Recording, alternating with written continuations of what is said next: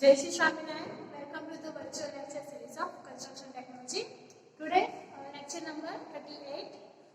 Let's start with the note of previous lecture. So, in previous lecture, we have started our chapter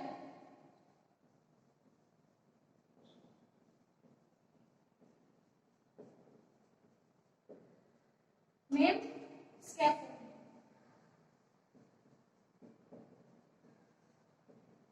બરાબર તો માળખું જે આપણે ready કરીએ છીએ સ્ટ્રક્ચરલ માળખું એને આપણે કહીએ છીએ સ્કેફોલ્ડિંગ.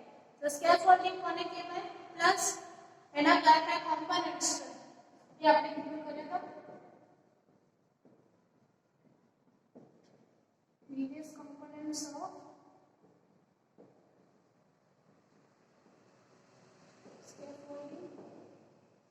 Okay, એ સિવાય આપણે different types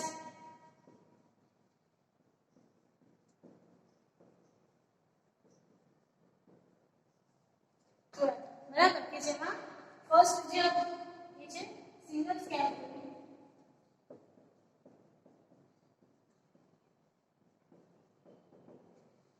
और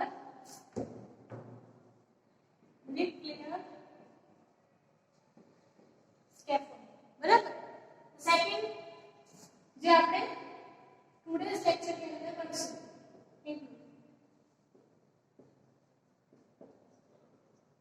so include કરે છે. The second one is double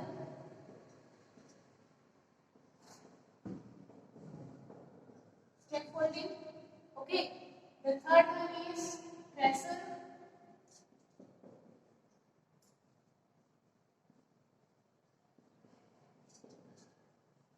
Fourth one is needle.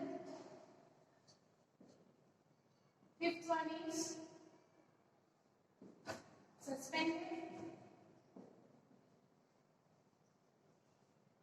Sixth one is pattern. બરાબર આટલા ટાઈપના સ્કેફોલ્ડિંગ જોઈશું. એ સિવાય આપણો બીજો એક ટાઈપ છે એ છે steel scaffolding. Seventh one is still scaffolding. Okay, તો સ્ટાર્ટ કરીએ આપણે ફર્સ્ટ થિંગ એટલે કે આજના લેક્ચરનો ફર્સ્ટ એટલે કે ડબલ સ્કેફોલ્ડિંગ થી.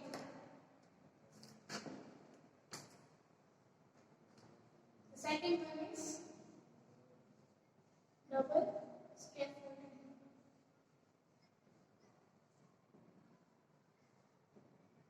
ઓકે, ડબલ સ્કેફોલ્ડિંગ કેવી રીતે કરવી છે અને શું છે એમાં સ્પેસિફિકેશન્સ.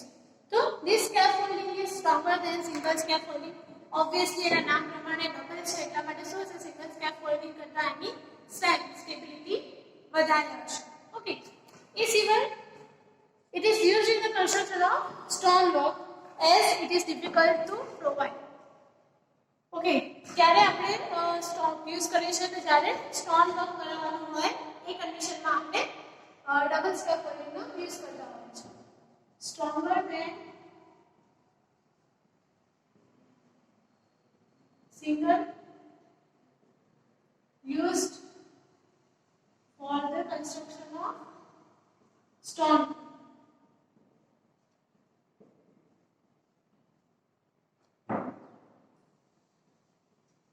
બરાબર, સ્ટોન સ્ટ્રક્ચરનું જ્યારે આપણે કન્સ્ટ્રક્શન કરતા હોય જેમ કે મંદિરનું બાંધકામ છે બરાબર આરએસપાના પથ્થરોનો આપણે યુઝ કરવાનું છે તો સિંગલ સ્કેફોલ્ડિંગ પર એટલું જ વજન આપણે રાખી શકીએ નહીં. એ કન્ડિશનમાં આપણે શું કરીએ છીએ ડબલ સ્કેફોલ્ડિંગનો યુઝ કરતા હોય છે.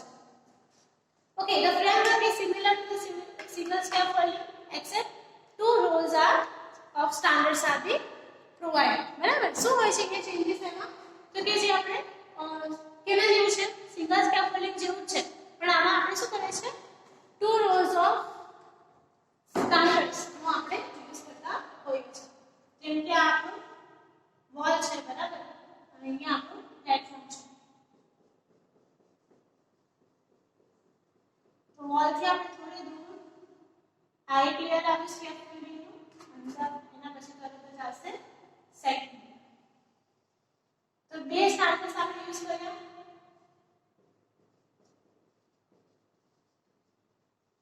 એટલે કહીએ છીએ આપણે એને ડબલ સ્કેફોલ્ડિંગ, બરાબર. એક જ લાઈનમાં બે સ્કેફોલ્ડિંગ આવે છે. ઓકે, એ સિવાય તમને ખ્યાલ જ હશે એને કેવી રીતે આપણે મેથડ કરીએ છીએ. સો એ બંને વચ્ચેનું બ્રેસિંગ કરીશું શેના થ્રુ? પુટ લોક્સ થ્રુ, બરાબર. અને આપણે કહીએ છીએ પુટ લોક્સ. ઓકે, કે પછી એની પર આપણે શું કરાવીએ છીએ? રેલિંગ પ્રોવાઈડ કરીએ છીએ વોલ, બરાબર. આપણે અહીંયા રેલિંગ પ્રોવાઈડ કરીએ. એ સિવાય આપણે શું કરીએ છીએ એમાં? તો કે લેઝર આપશું, બરાબર. જે લેઝર ક્યાં આવશે? તો કે આપણને આ ડાયરેક્શનમાં દેખાય એટલે આપણે એને શું કરશું? ખાલી સર્કલ વડે ડિનોટ કરશું, બરાબર. આ આપણું થઈ ગયું લેઝર્સ. આ લેઝર્સ આ આપણા પુટ લોક્સ છે, બરાબર. જેમ કે વોલ ને શું છે? પરપેન્ડિક્યુલર છે. પછી આ આપણા સ્ટાન્ડર્ડ્સ છે. ઓકે, એ સિવાય બીજું શું આવે છે? તો કે બ્રેસિંગ, ક્રોસ બ્રેસિંગ આપણે પ્રોવાઈડ કરવા પડે.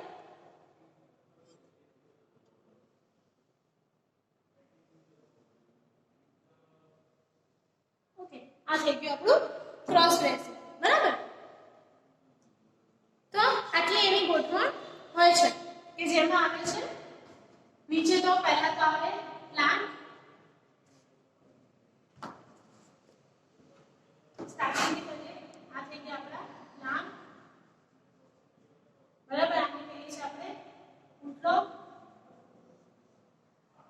આને આપણે કહીએ છીએ લેઝર, બરાબર. એ સિવાય આ શું છે? આપણું સ્ટાન્ડર્ડ્સ, બરાબર. તો આ આપણી થઈ ગઈ ગોઠવણ શેની? સ્કેફોલ્ડિંગ. અને અહીંયા આવી આપણા રાશિ.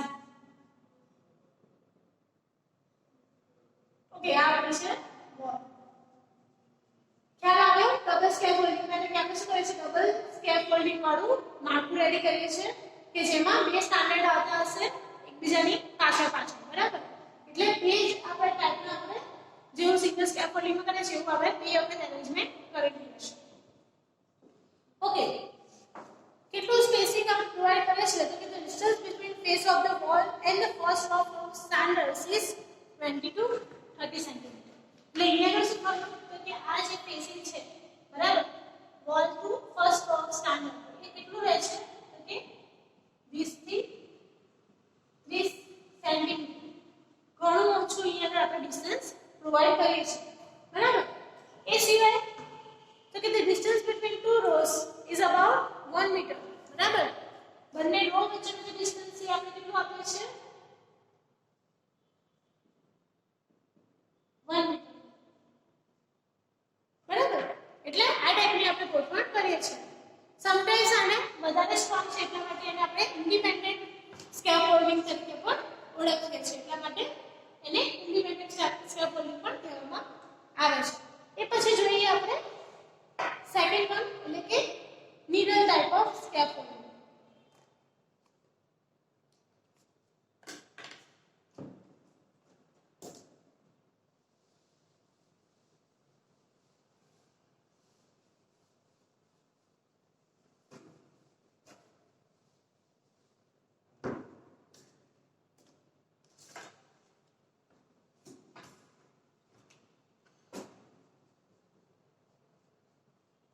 Needle scaffolding. નીડલ એટલે કે ટાંકણી, બરાબર. હવે ટાંકણીને સ્કેફોલ્ડિંગને શું લેવા દેવા? તો કે જ્યારે આપણે કોઈ પણ સ્ટ્રક્ચર છે એને ઊભું રાખવા માટે નીડલ યુઝ કરીને એને બનાવતા હોઈએ ત્યારે તો આપણે એનું પ્રોપ જોઈએ કેવી રીતે કરેલું હોય છે? તો કે પહેલા તો એનું ઓપનિંગ્સ પ્રોવાઈડ કરવામાં આવે છે. ઓકે, એ ઓપનિંગ્સ ની અંદર જ્યારે આપણે જોવા જઈએ, ઓકે, તો નીડલ સ્કેફોલ્ડિંગમાં શું કરીએ છીએ આપણે? તો જે આપણે ફિગર ડ્રો કરેલી છે, બરાબર, એની અંદર તો કે સપોર્ટ આપણે પ્રોવાઈડ કરવાનો છે એક્સ્ટ્રા, કેમ કે આપણી જે ગ્રાઉન્ડનું જે સપોર્ટ સિસ્ટમ છે એ કેવી છે? બહુ વીક છે, બરાબર. જેમ કે આપણો ફ્લોર છે હમણાં કન્સ્ટ્રક્ટ કરેલો છે તો બરાબર એનામાં એટલી સ્ટ્રેન્થ નહીં આવેલી હોય કે એની પર આપણે સ્કેફોલ્ડિંગ મૂકી શકીએ. તો એ કન્ડિશન આપણે શું કરવું પડે કે જે ઓરિજિનલ ઓલરેડી ડ્રો કરેલું હશે, બરાબર, ઓલરેડી જે બનાવેલું હશે એની પર આપણે શું કરીએ છીએ? સ્ટ્રટ થ્રુ અને નીડલની હેલ્પથી આપણે એક એક્સટેન્શન પ્રોવાઈડ કરે છે, બરાબર, વુડન બ્લોક થ્રુ. અહીંયા આપણે શું કર્યું છે, નીડલ વાળું એક પાટિયું મૂકી દીધું છે એની વચ્ચે અને એની ઉપર આપણે સ્કેફોલ્ડિંગ કરીએ છીએ. ડાયરેક્ટ આપણે સોઇલ પર વસ્તુ કરી શકતા નથી. કાં તો પછી આપણે શું કરવું છે, હવામાં થોડુંક મતલબ કે ગ્રાઉન્ડથી થોડુંક ઉપરના પોર્શનમાં આપણે સ્કેફોલ્ડિંગ કરવું છે, બરાબર.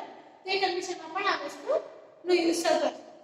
ફરીથી એક વખત તો કે આપણે શું કરેલું, નીડલ પ્રોવાઈડ કરેલી છે પ્લાન્ટ થ્રુ, બરાબર, અને આપણું જે વોલ છે, બરાબર, એને આપણે સ્ટક થ્રુ જોઈન કરી દીધી છે અને ઉપર આપણે જે સ્ટેપ ફૂટલોક્સ છે, ક્લીજર્સ છે, બરાબર, આપણે સ્ટાન્ડર્ડ્સ એ બધાનો આપણે સપોર્ટ સિસ્ટમ આપેલી છે. એ સિવાય એમાં આવે છે ટોપ, બરાબર, અને એની ઉપરનો ફ્લોર. આ છે આપણો ટોપ અને આ છે આપણો ફ્લોર. ઓકે, તો આટલી કન્ડિશન્સ એમાં એડ અપ થાય છે. કેવું છે તો કે આપણે સિંગલ સ્કેફોલ્ડિંગ તરીકે પણ યુઝ કરી શકીએ અને એઝ અ ડબલ સ્કેફોલ્ડિંગ એટલે કે આની પાછળ આપણે બીજું સ્કેફોલ્ડિંગ પણ બનાવી શકીએ છીએ, બરાબર.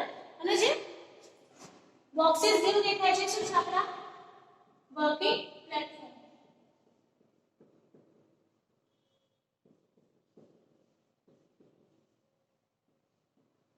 ઓકે, એટલે વર્કિંગ પ્લેટફોર્મ પણ એમાં ઇન્ક્લુડ થઈ જાય છે.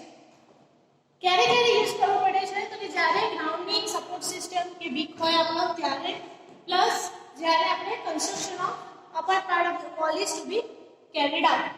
એક વોલ આપણે ઓલરેડી પ્રિપેર કરી દીધી છે, બરાબર, અને એની ઉપરના વોલનું આપણે કરવાનું છે કન્સ્ટ્રક્શન.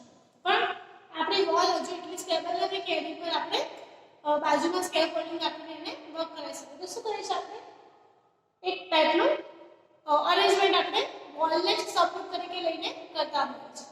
તો એમાં નીડલ સિસ્ટમની જરૂર પડે છે. It is required to keep the ground near wall free for the traffic, બરાબર, કે આપણે એના માટે જગ્યા ખાલી રાખવી પડે છે ત્યારે.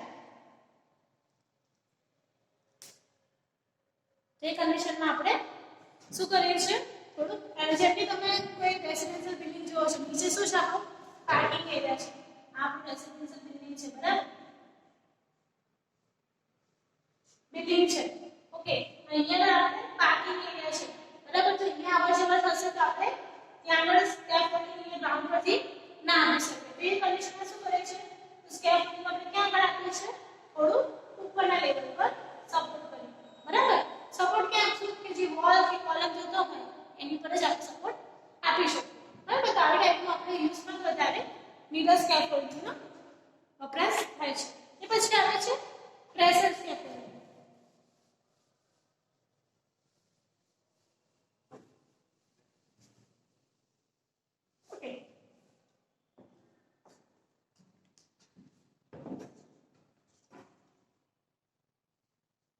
Pressure scaffolding. ઓકે, જ્યારે પ્રેશર સ્કેફોલ્ડિંગની વાત કરતા હોય તેમાં કઈ ટાઈપની રચના થાય છે તો એ આપણે જોઈએ. ફિગરમાં દેખાય છે કે શું કરેલું છે તો કે ગ્રાઉન્ડની ઉપર આપણે શું કરેલું છે તો કે એક મૂવેબલ આપણને પ્લેટફોર્મ જોઈએ છે વર્ક કરવા માટે. જેમ કે આપણે કલર કામ કરાવવું છે, બરાબર, આપણે ઓલરેડી ફ્લોર કન્સ્ટ્રક્ટ કરી દીધો છે અને આપણે ઇનસાઇડ વર્ક કરાવવાનું છે, બરાબર. આઉટસાઇડ આપણે સ્કેફોલ્ડિંગ કરી શકીએ છીએ, પણ ઇનસાઇડ આપણે સ્કેફોલ્ડિંગ કેવી રીતે આપી શકીએ, સો જ્યારે હાઈટ આપણને વધારે મળે છે અને આપણે ઇનસાઇડલી વર્ક કરાવવાનું છે તો આ ટાઈપના પ્રેશર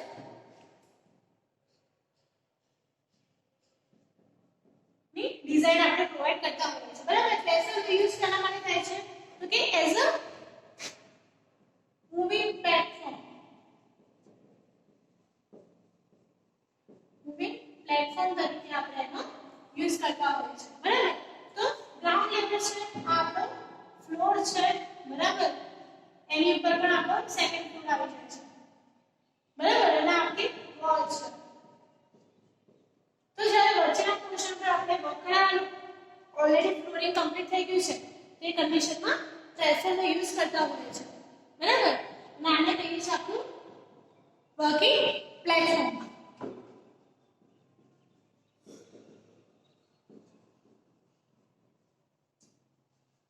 ઓકે,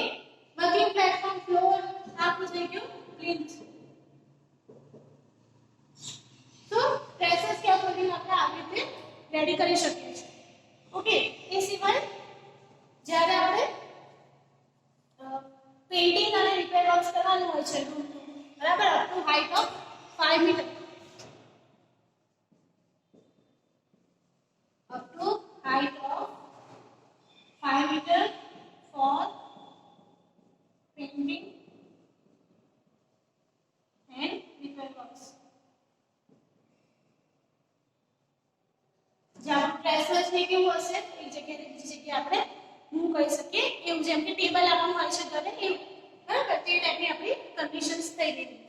ઓકે, ત્યારબાદ પછી શું આવે છે? તો એ છે આપણું સસ્પેન્ડેડ સ્કેફોલ્ડિંગ, બરાબર?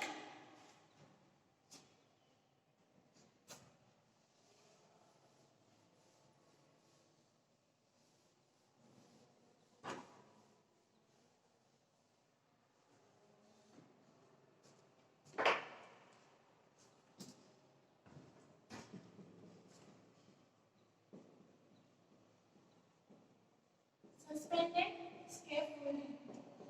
ઓકે, હવે અહીંયા ટર્મ આવી સસ્પેન્ડેડ સ્કેફોલ્ડિંગ, કે જેને શું કહીએ છીએ આપણે? સસ્પેન્ડ કરેલું, એટલે કે એને હવામાં હેંગ કરેલું હોય છે, બરાબર? તો એવી ટાઈપનું જ્યારે આપણે સ્કેફોલ્ડિંગ લેતા હોય, જેમ કે આપણે નીડલ સ્કેફોલ્ડિંગમાં જોયું હતું, પણ નીડલ સ્કેફોલ્ડિંગમાં આપણે શું કરેલું હતું? એને નીડલ થ્રુ આખો સપોર્ટ પ્રોવાઈડ કરેલો હતો, બરાબર? તો જ્યારે સસ્પેન્ડેડ સ્કેફોલ્ડિંગમાં આપણે શું કરીએ છીએ? The lightweight scaffolding used for repair works, painting, pointing, બરાબર? Suspended from the roofs. Suspend ક્યાંથી કરીએ છીએ આપણે એને? roofs માંથી,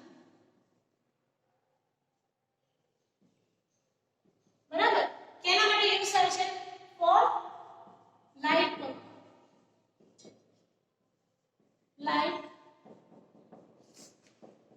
painting, pointing, etc. બરાબર? Suspended from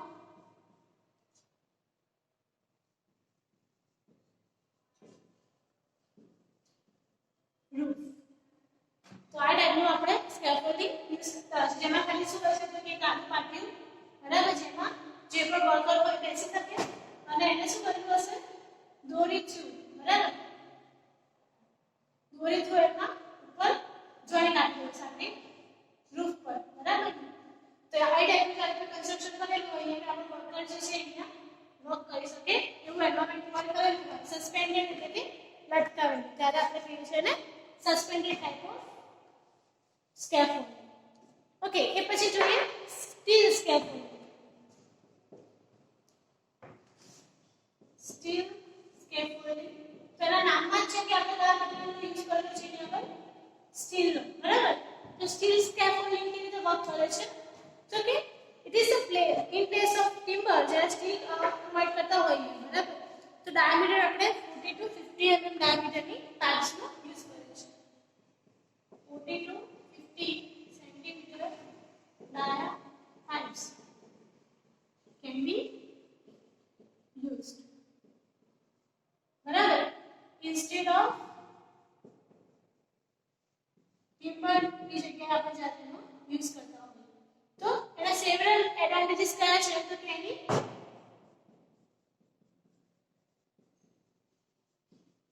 સ્ટેબિલિટી વધારે છે,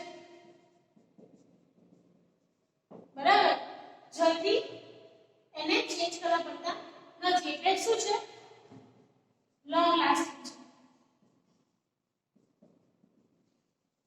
બરાબર? કે લોંગ ડ્યુરેશન માટે આપણે વર્ક કરવું હોય, એને રીયુઝ કરવા હોય તો આપણે ઈઝીલી કરી શકીએ છીએ.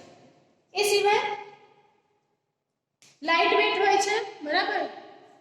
અને કોઈ પણ હાઈટ માટે આપણે યુઝ કરી શકતા હોય છે. રેઝિસ્ટન્સ ટુ ફાયર, બરાબર?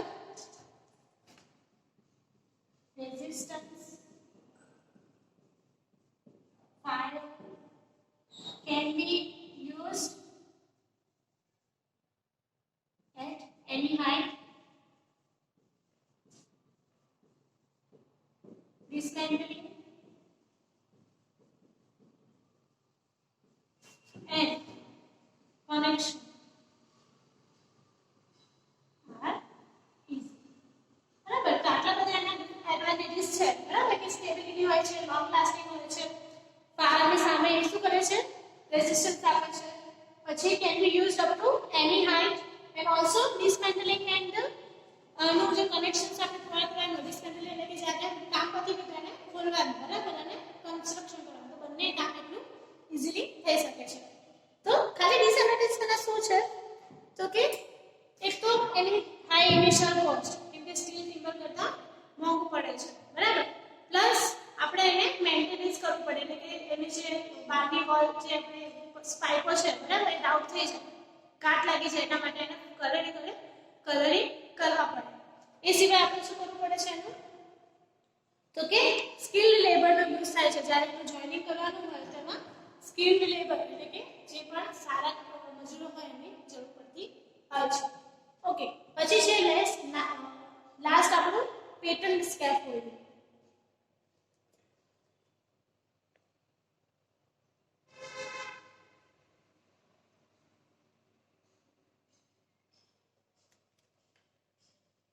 ઓકે, પેટર્ન કરેલું એટલે કેવું?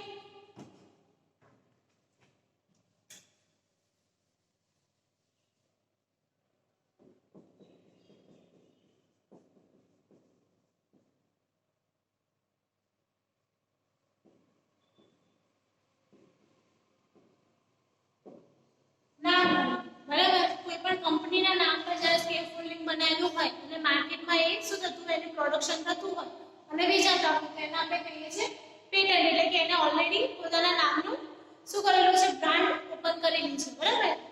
એટલે કે in market it is available through branding and generally made of steel.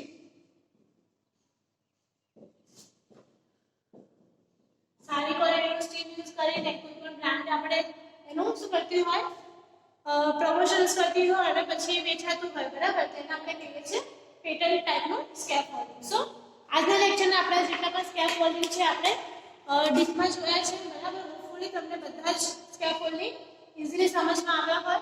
કોઈ પણ ક્વેશ્ચન ક્વેરી હોય તો પ્લીઝ મને ક્વેશ્ચન માર્ક કરીને ક્લાસરૂમમાં મેસેજ કરો ઓર તમે વોટ્સએપ થ્રુ આપણા ચેટમાં પણ પૂછી શકો છો. ઓકે, આજના લેક્ચરનો તમારો ક્વેશ્ચન છે કે what are the different kinds of scaffolding બરાબર. Types of scaffolding question for the lecture બરાબર. તો single scaffolding, double, trestle, hidden, suspended, patent અને steel scaffolding. Okay, this is all for the lecture. I am Krishna Panchal signing off. Jai Shri.